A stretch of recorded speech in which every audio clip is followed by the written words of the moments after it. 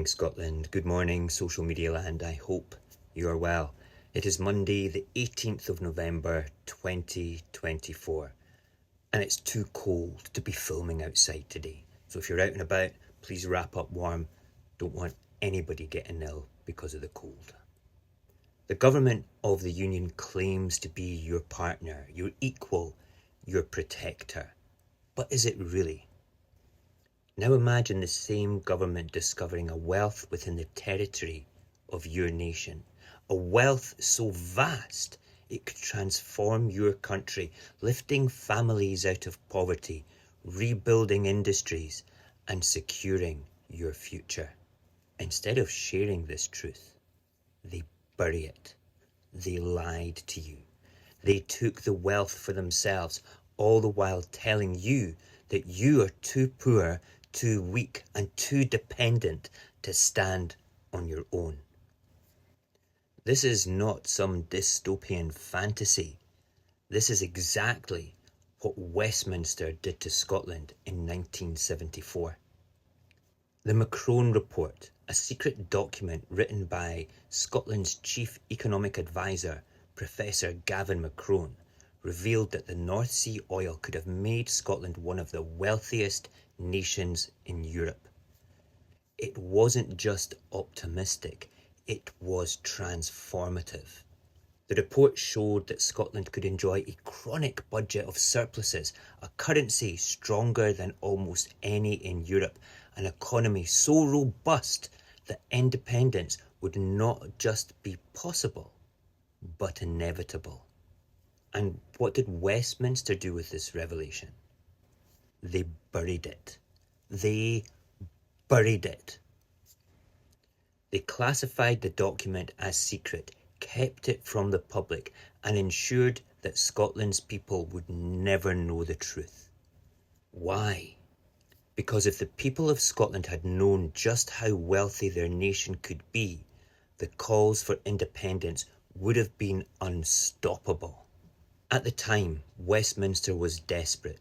The UK economy was faltering, inflation was rampant, and industries across the country were failing. The McCrone Report offered a lifeline, but not for Scotland. Instead of using this wealth to benefit the people of Scotland, Westminster siphoned it off to prop up a crumbling UK economy. The truth remained hidden for over 3 decades.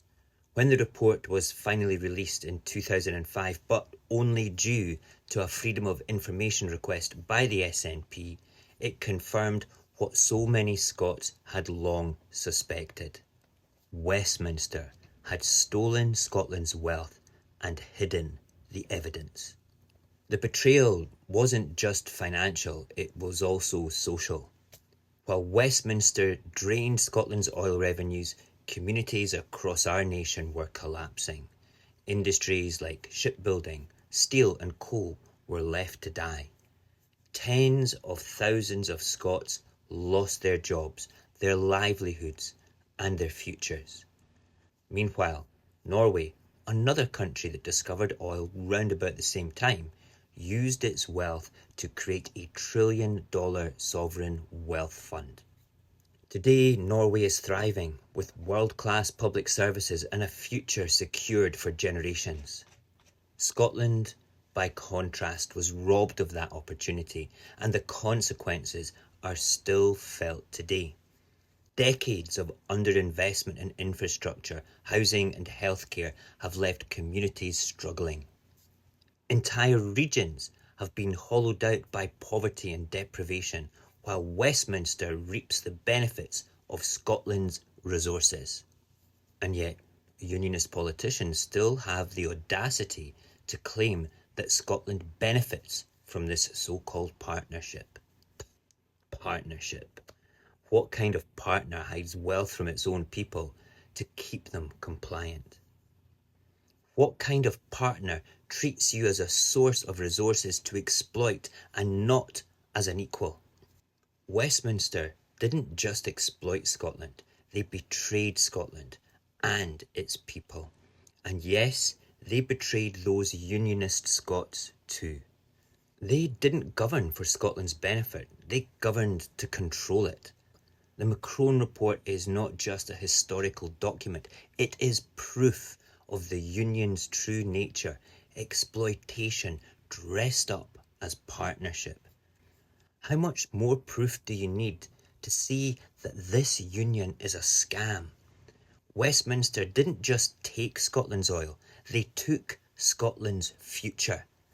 They treated Scotland like a colony, stripping its resources while feeding its people lies about dependence and weakness. And they're still doing it. This is not just history, this is ongoing.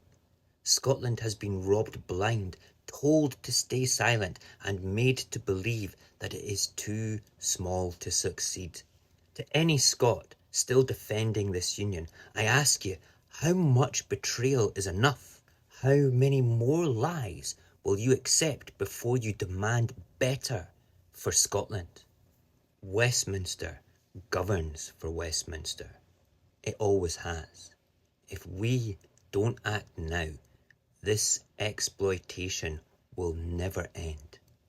Independence is not just an option, it is a necessity. Scotland deserves far better than this. The question is though, when will we demand it?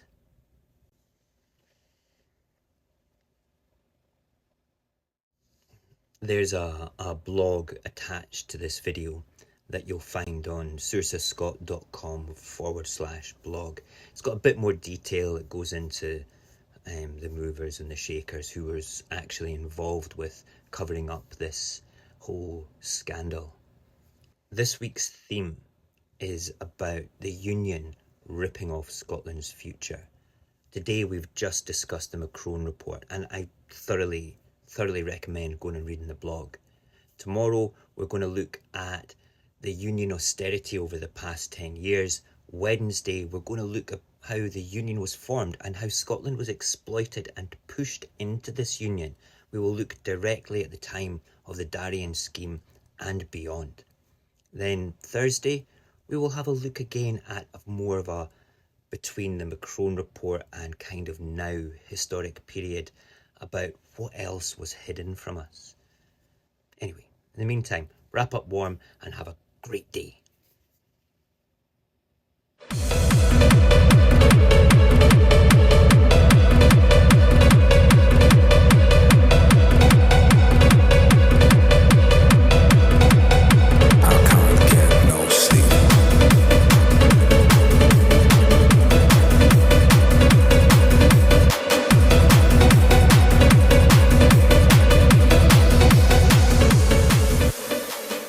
I can't get no sleep.